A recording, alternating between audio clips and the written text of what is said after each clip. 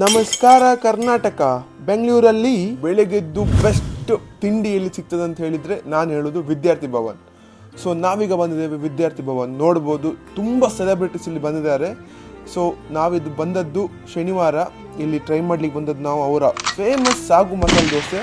So ಇಲ್ಲಿ ಎಂತೆಂತ ಸಿಗ್ತದೆ ಅಂತ ಅವ್ರ ಹತ್ರನೇ ಕೇಳುವ, ಬನ್ನಿ. ವಡೆ, ಖಾರ ಬಾತ್, ಕೇಸರಿ ಬಾತ್, ಪೂರಿ ದೋಸೆಯಲ್ಲಿ ಮಸಾಲೆ, ಸಾಗು ದೋಸೆ, ಪ್ಲೇನ್ ದೋಸೆ. ನೀವೆಲ್ಲಿಯಾದರೂ ಇಲ್ಲಿ ಬಂದರೆ ಅವರ ಸಾಗು ಮಸಾಲೆ ದೋಸೆ ಅಂತೂ ಮಸ್ಟ್ ಟ್ರೈ. ಅವ್ರು ತರುವ ಸ್ಟೈಲ್ ಆಗಿರ್ಬೋದು, ಸರ್ವಿಂಗ್ ಸ್ಟೈಲ್ ಆಗಿರ್ಬೋದು, ಎಲ್ಲ ಸೂಪರ್ ಆಗುಂಟು.